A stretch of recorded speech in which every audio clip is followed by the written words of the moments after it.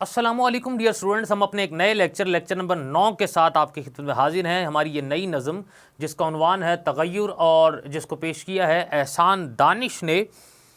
एहसान दानिश इनका जो पूरा नाम था वो एहसानुल हक था, जबकि दानिश इनका तखल्लुस था, जो भारत के सूबा उत्तर प्रदेश के अंदर जो है वो पैदा हुए और उनके ज़िला कांधला के अंदर इन्होंने जन्म लिया। ये बमुश्किल से चंद जमातें जो है वो पढ़ पाए थे अपनी गुर्बत की वजह से और मसाइल की वजह से और घरेलू हालात की वजह से अपनी तालीम को ज़्यादा देर तक जो है वो जारी ना रख सके, लेकिन इसके बावजूद भी ये मेहनत मजदूरी करते रहे और साथ साथ इन्होंने जो है वो तालीम को हासिल किया।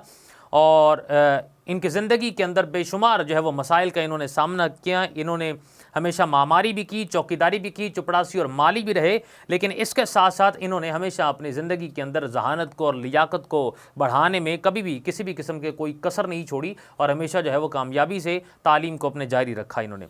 और बहुत कम वक्त के अंदर इनका जो शुमार है वो नामवर शोरा के अंदर होने लग गया था। इसी वजह से एहसान दानिश को मजदूर शायर भी कहा जाता है। एहसान दानिश की जो ज़िंदगी के अंदर जो शेर हैं वो बहुत ज़्यादा मयारी समझे जाते हैं और नज़म और गज़ल दोनों के अंदर इन्होंने एक नई जिद्दत पैदा की और यही वजह है कि इनकी शायरी इस्लामी और मशरकी अक़दार की आयनादार है। इनके मजमुआ कलाम के अंदर ख़ास तौर पर जो है वो शिराज़ा, तग़य्युर फ़ितरत, गोरस्तान, ज़ख्म मरहम, दर्द ज़िंदगी, हदीस ज़िंदगी, नवाए कारगर और आतिश खामोश ज़्यादा मशहूर हैं।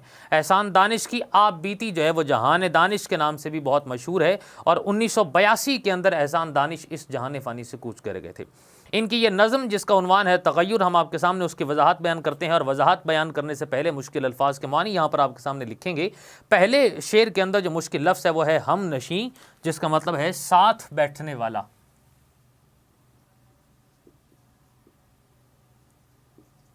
पहला लफ्ज़ हमारे पास है जी हम नशी, जिसको हम नाम देते हैं जी साथी या साथ बैठने वाले को भी कहा जाता है। दूसरा जो लफ्ज़ हमारे पास मौजूद है वो है हम सोहबत,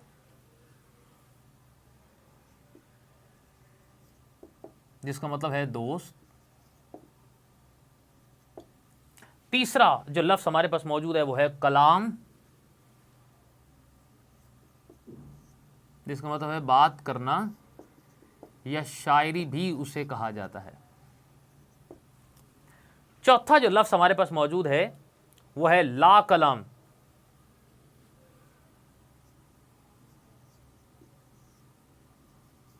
जिसका मतलब है शक व शुबा से बालातर।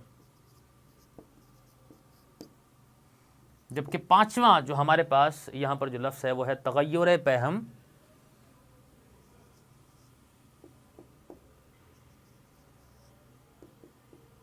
जिसका मतलब है मुसलसल तब्दीली।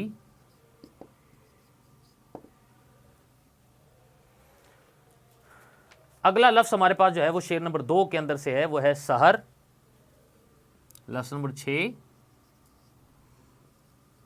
जिसका मतलब है सुबह। जबकि लफ्ज़ नंबर 7 हमारे पास यहां पर मौजूद है वो है सदा, जिसका मतलब है आवाज़। आठवां लफ्ज़ हमारे पास है फराके खामोशी,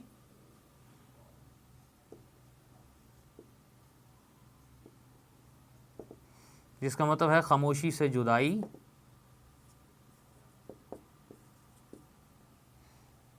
जबकि नौवां लफ्ज़ जो हमारे पास है वो शेर नंबर 3 के अंदर है सुए ख़िज़ा,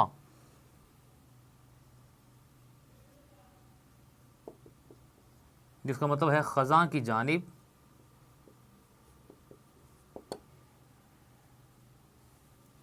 लफ्ज़ नंबर 10वां हमारे पास मौजूद है वो है गुलिस्तां,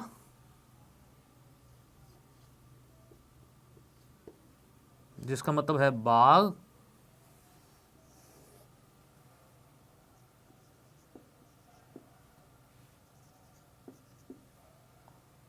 अगला लफ्ज़ हमारे पास है 11वां, जो कि हमारे पास है बर्ग, जिसे हम कहते हैं,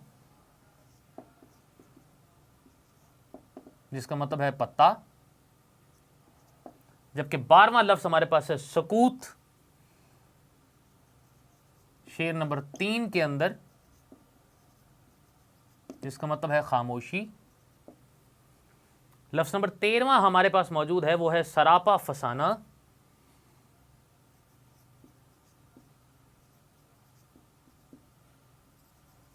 जिसका मतलब है मुकम्मल कहानी या मुकम्मल दास्तान को भी इसमें कहा जाता है। जबकि शेर नंबर 4 के अंदर हमारे पास यहां पर जो लफ्ज़ मौजूद है वो है निकहत,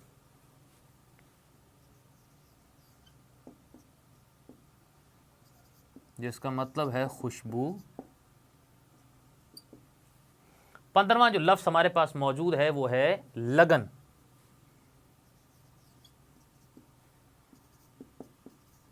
जिसका मतलब है ख्वाहिश।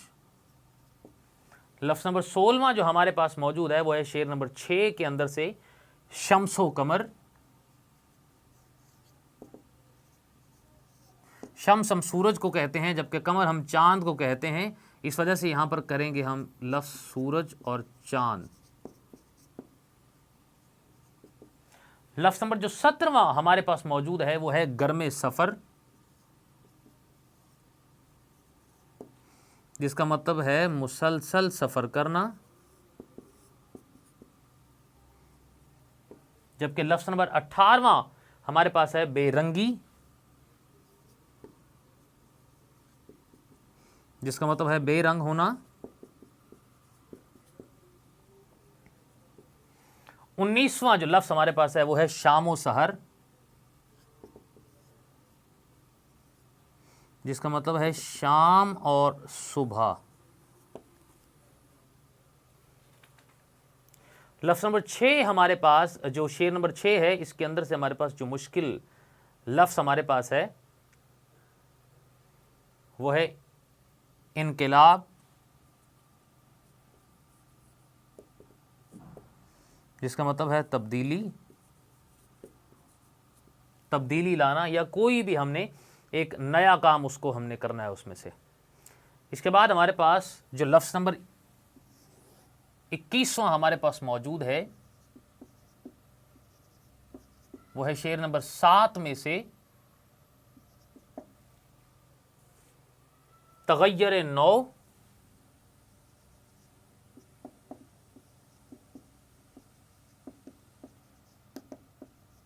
जिसका मतलब है नई तब्दीली। लफ्ज़ नंबर जो 22 हमारे पास है वो है फसूं, मतलब जिसका है जादू या सहर। जबकि लफ्ज़ नंबर 23वां हमारे पास मौजूद है वो है बज़्मे महफिल,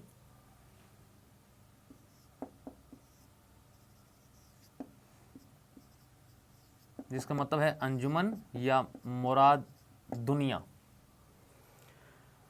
ये हमारे पास मुश्किल अल्फाज थे जिसके मानी हमने आपके सामने लिखे, और अब हम आते हैं इसकी वजाहत की तरफ।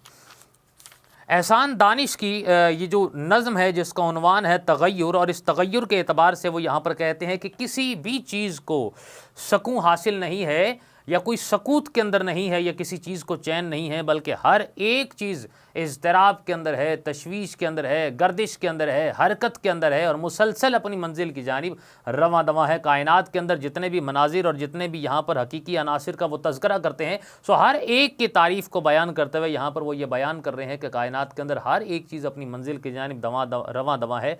उसमें से किसी भी आप चीज़ को ले लें, इवन के मौसम को ले लें, बहार है तो उसकी जगह ख़िज़ा आ जाती है, ख़िज़ा है तो उसकी जगह बहार आ जाती है।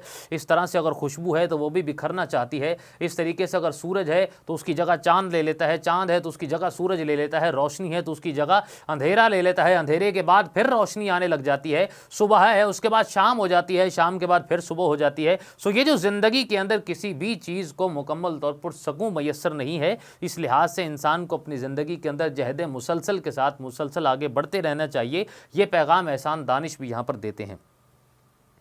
एहसान दानिश का पहला शेर यहाँ पर मौजूद है कि ए हमनशी कलाम मेरा ला कलाम है, सुन ज़िंदगी तगय्युर पैहम का नाम है। एहसान दानिश यहाँ पर इंतहाई मुख्तसर से शेर के अंदर यहाँ पर इस बात का तज़किरा करते हुए नज़र आते हैं, और ये मुखातिब करते हैं कि ए मेरे दोस्त, ए मेरे साथी, ए मेरे साथ रहने वाले, ए मेरे साथ बैठने वाले, इस बात में किसी भी किस्म के जो है वो शक और शुबा की गुंजाइश नहीं है कि मेरे कलाम के अंदर कोई भी बात जो है वो ऐब वाली हो, बल्कि मेरा कलाम बिल्कुल ठीक है, इसके अंदर किसी भी किस्म की कोई गलती नहीं है, कोई मफहूम के अंदर कोई मसला नहीं है, कोई परेशानी नहीं है, कोई दो राहें इसके अंदर हो नहीं सकती। जबकि दूसरे मिसरे के अंदर ये बात बयान कर रहे हैं कि सुन, ज़िंदगी तगय्युर पैहम का नाम है, कि ज़िंदगी मुसलसल तब्दीली का नाम है। मुसलसल तब्दीली के नाम से एहसान दानिश यहाँ पर एक पैगाम देते हुए नजर आते हैं कि इंसान को कभी भी एक जगह पर मरकूज़ होकर और मुर्तकिज़ होकर नहीं रहना चाहिए, बल्कि हमेशा उसे आगे बढ़ते रहना चाहिए और हमेशा उसे कामयाब होना चाहिए। सो कामयाबी के लिए भी इंसान को आगे बढ़ना चाहिए। और ये भी कहा जाता है कि अगर इंसान सफ़र करे, सफ़र चूँकि हरकत का नाम है और हरकत से कहते हैं कि बरकत होती है, सो बरकत से इंसान को कामयाबी मिलती है। सो इसलिए शायर यहाँ पर इस बात को बयान करते हुए मुखातिब कर रहे हैं अपने साथी को, दोस्त को और बात करने वाले को और कलाम करने वाले को, और ये कहते हैं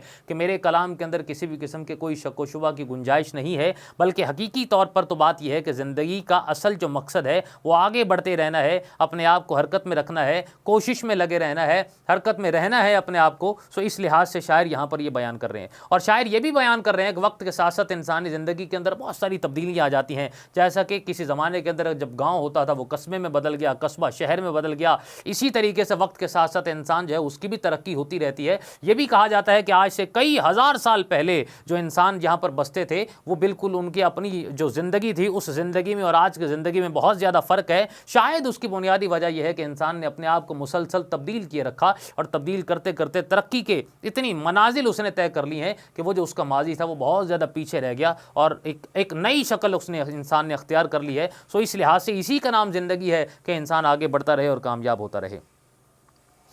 दूसरे शेर के अंदर एहसान दानिश ये बयान करते हैं कि रातों को है सहर की तजल्ली का इंतज़ार, है हर सदा फ़राक़े खामोशी में बेकरार।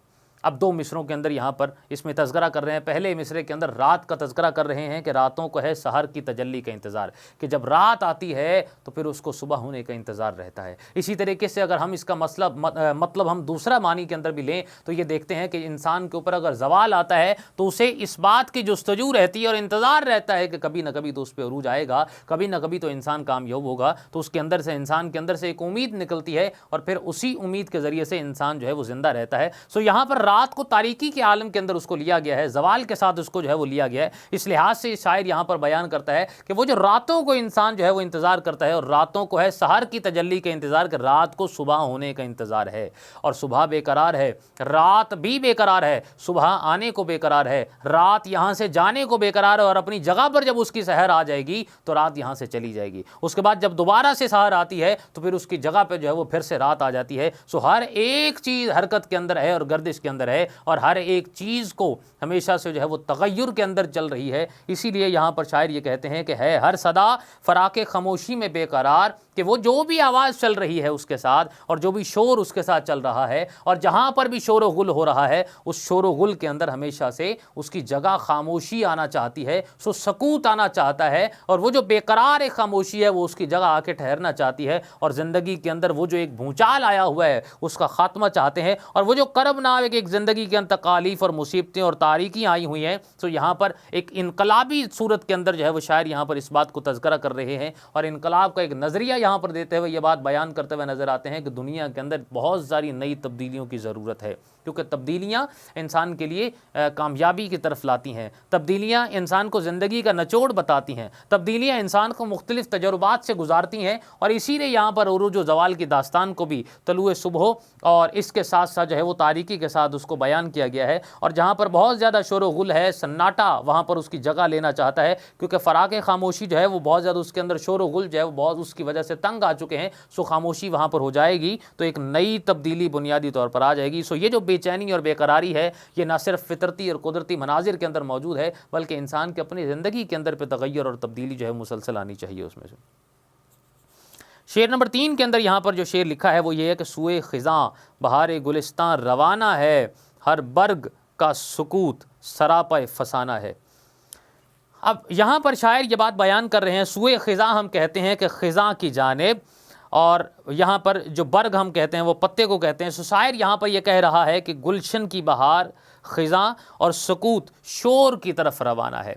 अब यहाँ ये बात कही जा रही है कि जो गुलशन की जो बहार है वो रवाना है ख़िज़ां की तरफ। उसकी शायद बुनियादी वजह यह है कि ख़िज़ां का मौसम भी दुनिया के अंदर पाकिस्तान में ख़ास तौर पर मौजूद है और उसके साथ साथ बहार का मौसम भी मौजूद है और ख़िज़ा का मौसम जिसके अंदर पत्ते झड़ते हैं और फिर से नए पत्ते खिलते हैं और नए पत्ते चूँकि मौसम बहार के अंदर आते हैं। सो शायर यहाँ पर तज़किरा कर रहे हैं कि ख़िज़ा के अंदर जहाँ दरख्तों के ऊपर से पत्ते झड़ जाते हैं, वीरानी का आलम होता है, हू का आलम होता है, बियाबानी का आलम होता है, पत्ते नीचे गिर जाते हैं, पत्तों के ऊपर जो है वो पिलाहट आ जाती है, जर्द पत्ते हो जाते हैं, पत्ते खुश्क हो जाते हैं और उनसे जितना भी वो जो पानी है वो सारे का सारा और नमी जो है वो सारी ख़त्म हो जाती है। तो ख़िज़ा के बाद इंतज़ार बहार का होता है, क्योंकि बहार की बुनियाद पर नया मौसम आता है, नए फूल खिलते हैं, नए पत्ते जो है वो शाखों के ऊपर नमूदार होते हैं और उनके अंदर वो जो रंगीनी, वो रानाई, वो ताजगी, वो नमी और वो सब्ज़पन उसके अंदर जो मौजूद होता है, जो आंखों को ठंडक महसूस करता है, सो उसका इंतज़ार रहता है। और इसके बाद ये भी कहा दूसरे मिसरे के अंदर कि हर बर्ग का सुकूत सरापाए फसाना है। सो सरापाए फसाना से मुराद ये है कि ये जो हर पत्ता जो मुकम्मल खामोश हुआ है अपनी अपनी एक दास्तान को तज़किरा कर रहा है, अपनी अपनी कहानी को बयान कर रहा है। वो जो खिला था और वो जो नए पत्ते किसी भी शाख के ऊपर निकले थे और फिर निकलने के बाद फिर मुरझाए और टूटे और टूटने के बाद मुरझाए और मुरझाने के बाद उनकी रंगत बदल गई। सो हर एक पत्ता अपनी एक कहानी को तज़किरा कर रहा है और अपनी ज़िंदगी के अंदर पैदा होने वाली उस तब्दीली का तज़किरा कर रहा है। और ये बात एक पैगाम दे रहा है कि ज़िंदगी के अंदर आगे बढ़ने के लिए इंसान को हमेशा बदलना चाहिए अपने आप को और तब्दील करते रहना चाहिए, क्योंकि इसी में ज़िंदगी की मौजूद है। और हर बहार के बाद चूँकि ख़िज़ा आती है और ख़िज़ा के बाद बहार आती है, पत्ता अगर टूटता है तो उसकी जगह नया पत्ता भी आता है, लेकिन वो जो पत्ता टूट जाता है उसकी कहानी अलग है और नए खिलने वाले पत्ते की कहानी अलग है। सो ये कहानी का सिलसिला जो है ये मुसलसल चलता चला आ रहा है और इसकी बुनियाद पर ज़िंदगी अपनी मनाजिल की जानिब रफ्ता रफ्ता जो है वो चलती चली जा रही है। सो इस वजह से शायर यहाँ पर बुनियादी तौर पर यह कहना चाह रहा है कि किसी चीज़ को भी हमेशा से सुकूत हासिल नहीं है, हमेशा इंसान आगे बढ़ता है और उसमें तब्दीली रवां दवा रहती है और यही तब्दीली इंसान को आगे बढ़ती है। सो इंसान को दुनिया के अंदर इतने कुदरती मनाजिर और ये जो फितरती मनाजिर हैं इनसे कुछ सीखना चाहिए और कुछ समझना चाहिए उसमें से। चौथा शेर यहाँ पर मौजूद है कि निकहत की कोशिशें कि निकलना नसीब हो, मौसम को ये लगन के बदलना नसीब हो। निकहत हम चूँकि खुशबू को कहते हैं, महक को कहते हैं। सो यहाँ पर शायर ये कह रहा है कि इस खुशबू की जो कोशिश है वो हमेशा से ये है कि वो आगे बिखरे और दूसरों को भी आगे ज़्यादा से ज़्यादा जो है वो खुशबू मैसर हो सके। अब शायर यहाँ पर ये बात कर रहा है कि वो जो नरम व नाजुक एक पौधा है और वो जो दरख्त है उसके अंदर से जो है वो फूल खिलते हैं, फूलों से खुशबू निकलती है। सो ये भी ज़िंदगी के अंदर है कि फूल जो है वो नीचे गिर जाता है, पत्ती पत्ती उसकी बिखर जाती है और उसकी खुशबू भी उसके साथ चारों तरफ बिखर जाती है। और ये भी कहा जाता है कि अगर फूल एक ही जगह पर रहेगा तो शायद उसकी खुशबू का जो एरिया है, जो अहाता है, वो इतना ज़्यादा बढ़ ना सके, लिहाजा अहाते को बढ़ाने के लिए फूलों की पत्तियों को बिखरना पड़ता है और बिखरने से उसकी खुशबू फैल जाती है। क्यों? क्योंकि फूल की पत्ती भी एक जगह पर जुड़कर नहीं रह सकती और वो भी हमेशा आगे की जानिब बढ़ना चाहती है। इस बढ़ने की सूरत के अंदर हमेशा वो अपने आप को मुसलसल जो है वो तोड़ देती है और फैल जाती है और हवाओं में बिखर जाती है और हवाओं में बिखरने से उसकी खुशबू भी बिखर जाती है। गोया अपने आप को वो बखेर कर अपनी ज़िंदगी के अंदर जो है खुशबू को बखेरती है और इसके साथ साथ हमेशा आगे बढ़ने की जुस्तजू में वो भी महव है। जबकि दूसरे मिसरे के अंदर शायर ये कहता है कि मौसम को ये लगन के बदलना नसीब हो।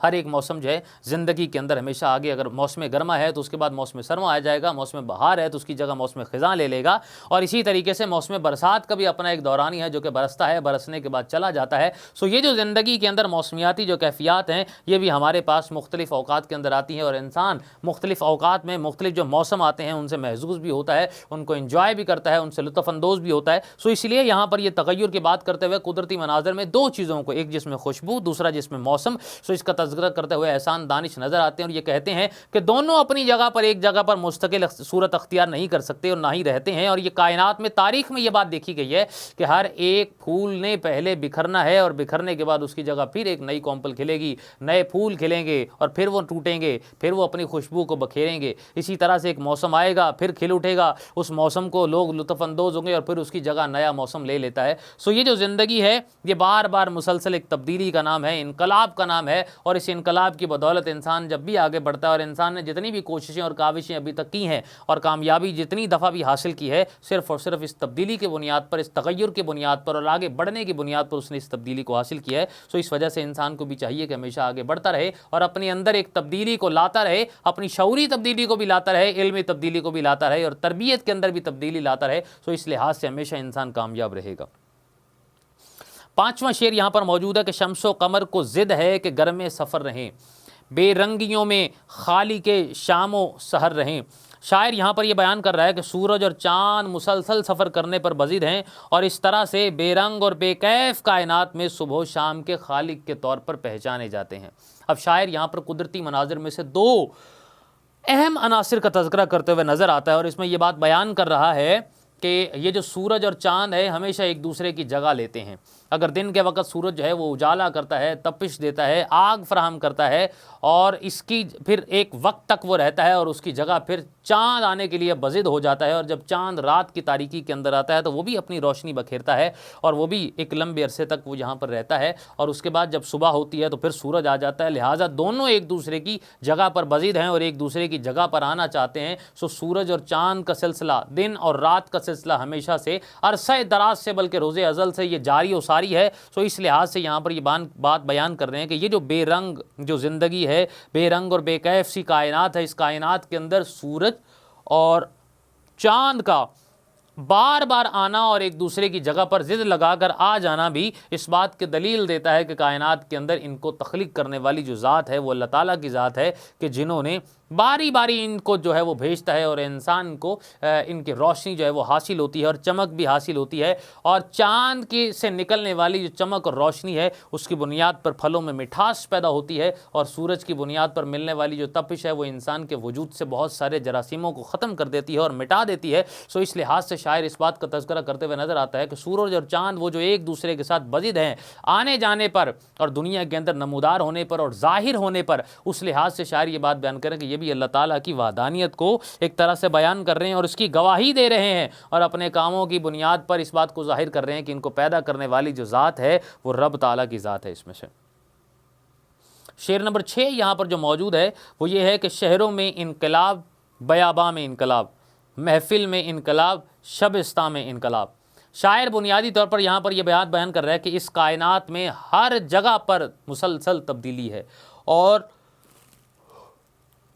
कायनात के अंदर हर शय मुसलसल तब्दीली और तगय्युर का शिकार है, क्योंकि शहर हों या बयाबा हों या वीरान हो या सुनसान जगह हो या वहाँ पर कहीं पर महफिलें हों या शबिस्तान हो, ऐसी महफिल हो कि जहाँ पर हर एक जगह पर इंसान जो है वो बेकरारी का आलम मौजूद है। हर जगह पर जो है एक मुसलसल जो है वो तब्दीली जो है वो चलती चली जा रही है। शायर यहाँ पर यह भी बयान कर रहा है कि एक लम्हा या एक ऐसी जगह जो बहुत ज़्यादा बयाबा हुआ करती थी, आज वहाँ पर उसकी जगह आबादी ने ले ली है। लोग वहाँ पर जो है वो आबाद हो चुके हैं, हालत वहाँ पर तब्दील हो चुकी है, जोग्राफियाई सूरत हाल वहाँ पर बदल चुकी है। और इस लिहाज से ये भी कहा कि अगर शहर हैं तो शहर ज़्यादा से ज़्यादा होते चले जा रहे हैं, आबादी ज़्यादा फैलती चली जा रही है। एक ज़माना था जब कभी एक घर के अंदर 2 से 3 अफराद रहा करते थे, अब एक ज़माना है कि एक ही घर के अंदर 6 से 7 मनाजिल पर घर बनाकर वहाँ पर लोग जो है वो 50 से 60 वहाँ पर रह रहे हैं। सो ये भी एक इनकलाब है। और बयाबान जो है जहाँ पर जगह वीरान थी वहाँ पर भी लोगों ने डेरे डाल ली हैं और आबादी वहाँ पर अख्तियार कर चुके हैं और रहने लग गए हैं, वहाँ पर अपना मस्कन बना लिया है। सो इस वजह से वहाँ पर भी बयाबानों में भी एक तब्दीली पैदा हो चुकी है। जबकि महफिल में इनकलाब से मुराद यह है कि वो जो महाफिल पहले हुआ करती थी उसका से एक समा और था, आज के दौर के अंदर उनका समा और हो चुका है। इसी तरीके से शबिस्तान के अंदर भी ख़ास तौर पर ये जो महफिल है, दुनिया के अंदर एक महफिल है जहाँ हर तरफ एक बेकरारी और बेचैनी की कैफियत है। सो हर एक जगह पर भी एक नई से नई जो है वो तब्दीली वहाँ पर वक़ूफ़ पजीर हो रही है। सो इंसान को इन पैदा होने वाली नई तब्दीलियों से सबक सीखते हुए आगे बढ़ना चाहिए और अपने अंदर भी एक तब्दीली को लाना चाहिए। उसमें से शेर नंबर 7 यहाँ पर मौजूद है कि किस पर यहाँ तगय्युर नौ का फसू नहीं, इस बज़म में नसीब किसी को सकून नहीं। शायर बुनियादी तौर पर अपने आखिरी जो शेर है इसके अंदर ये बात बयान कर रहे हैं कि कायनात के अंदर मौजूद हर एक चीज़ जो है वो तब्दीली की तरफ जा रही है और दुनिया के अंदर कोई भी ऐसी चीज़ नहीं है कि जिसके ऊपर तब्दीली का जादू असर न कर रहा हो। बल्कि ये कहा गया कि इस महफिल के अंदर या इस बज़म के अंदर या इस दुनिया के अंदर कोई भी चीज़ ऐसी नहीं है जिसको मुकम्मल सकून हासिल हो, बल्कि हर एक चीज़ हरकत की सूरत में, तब्दीली की सूरत में आगे बढ़ती चली जा रही है। और इस तब्दीली की सूरत के अंदर आगे उसके अंदर क्योंकि तगय्युर और तब्दीली जो है वो लाजिम है। जब तक तब्दीली नहीं होगी, जब तक रद्दो बदल नहीं होगा, तब तक इंसान किसी भी नई चीज़ को तजुर्बात से नहीं गुजार सका और जब तक तजुर्बात से नहीं गुजार सकेगा तब तक वो नई चीज़ों को ईजाद नहीं कर सकेगा, तख्लीक नहीं कर सकेगा। लिहाजा इल्मी और अमली तख्लीक के लिए ज़रूरी है कि रद्दो बदल किया जाए, चीज़ों को आगे बढ़ाया जाए और उसी सूरत के अंदर इंसान के अंदर तब्दीली भी आ सकती है, मुआशरा जिद्दत भी अख्तियार कर सकता है और फिर नए तजर्बात से आगाही की बुनियाद पर नई सहूलियात को भी अपने लिए तैयार कर सकता है। ये हमारे पास एहसान दानिश की जो नज़म थी इस अपने अख्ताम को पहुंचती है। इसके बाद हम अपने नए लेक्चर के साथ दोबारा आपकी खिदमत में हाजिर होंगे। इजाज़त दीजिए, अल्लाह हाफ़िज़।